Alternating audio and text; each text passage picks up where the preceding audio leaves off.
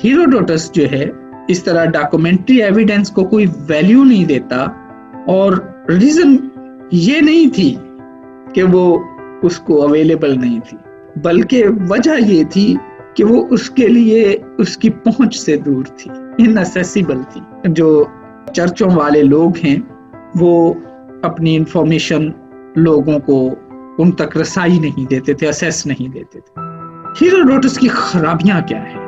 He inflates the incidents with dramatic detail, और उस वक्त वो डिफ्लेट भी करता है और इवन इग्नोर कर देता है दूसरी एपिसोड, यानी ड्रामाई अंदाज में बहुत सारी ड्रामाई तफसीलात फराहम कर देता है, लेकिन एक वाकया को बयान करते हुए उसके साथ जो मुंसलिक दूसरी बातें थी उन्हें वो इग्नोर कर जाता है।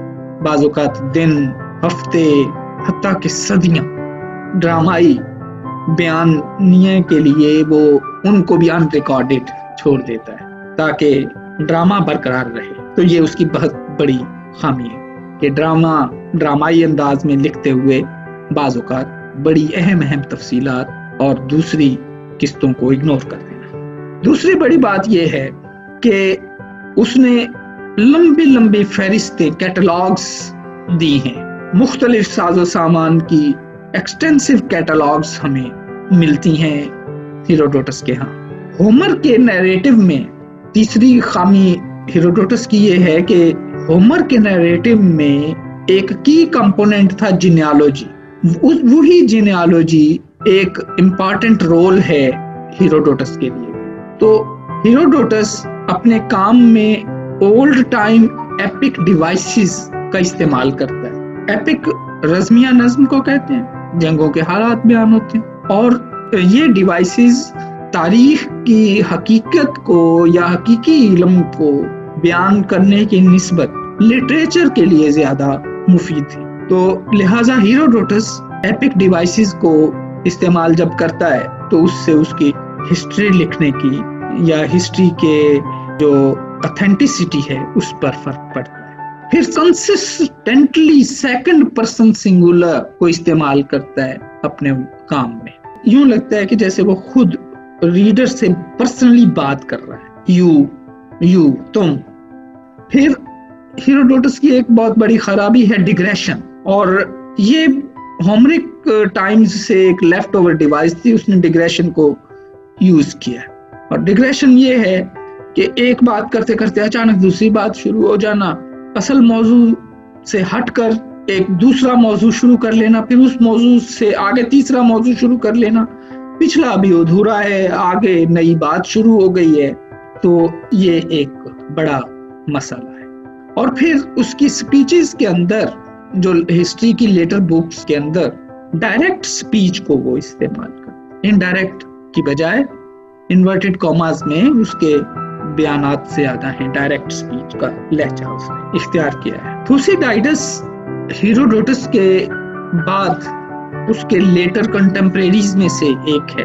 थुसिडाइडस ने हीरोडोटस का नाम लिए बगैर उसके साथ कंटेम्प्ट का इजहार किया है। थुसिडाइडस के यहाँ हमें हीरोडोटस के लिए नफरत मिलती है। थुसिडाइडस ये दावा करता है कि उसके पास वो संजीदगी है जो उसके प्रेडिसेसर यानी हीरोडोटस के पास नहीं, यानी वो उसे हीरोडोटस को एक संजीदा राइटर नहीं समझता। सिर्फ आखिरी बात हमारी रहती है, थुसिडाइडस ये दावा करता है कि वो एक ऐसा संजीदा आदमी है जो संजीदगी हीरोडोटस के अंदर नहीं है। और वो कहता है कि हीरोडोटस ने फ्रॉड्स को फॉलो किया है, और थुसिडाइडस जो है वो सीरियस हिस्टोरियंस उसके बाद आए। दूसरे लफ्जों में यूं कहिए कि हीरोडोटस को के जो बाद में आने वाले लोग हैं, थुसिडाइडस समझता है कि वो सारे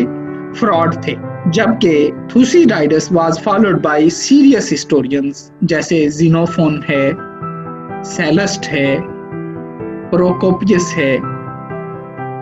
और हीरोडोटस को 19वीं और 20वीं सदी में बहुत इज्जत मिली है, और उसकी वजह यह है कि उस 19वीं सदी के अंदर जो मॉडर्न डे के जो स्कॉलर्स हैं, उन्होंने हेरोडोटस को एक नई रोशनी, नए पैराए में देखा है।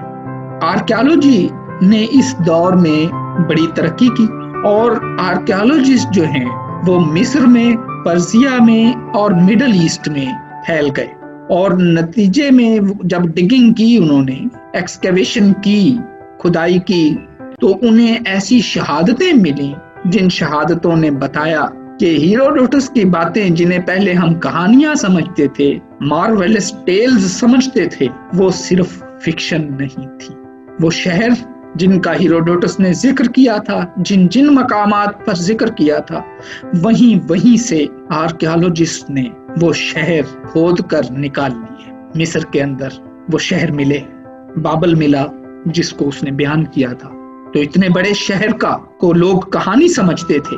65 मील पर मुश्तमिल जो शहर था, जो इतना बड़ा शहर था बाबल, उसे पहले लोग कहानी समझते थे, लेकिन अब जब उसके आर्कियोलॉजी ने उसके आसार बताए तो फिर रिपोर्टर के लिए खुद ब खुद एक हेल्दी रेस्पेक्ट पैदा कि हेरोडोटस का लिखा जाना महज झूठ नहीं था और उसकी जो कहानियां हैं, आर्कियोलॉजिकल एविडेंस जो है, मॉडर्न आर्कियोलॉजिकल एविडेंस, वो उन अकाउंट्स को सपोर्ट। इससे हेरोडोटस की इस दौर में रेपुटेशन में इजाफा हुआ है और हेरोडोटस को वाकई फादर ऑफ हिस्ट्री माना जाने लगा है और हेरोडोटस एक मुअर्रिख के एतबार से रेस्पेक्टेबल पोजीशन पर आ गए। Thank you very much.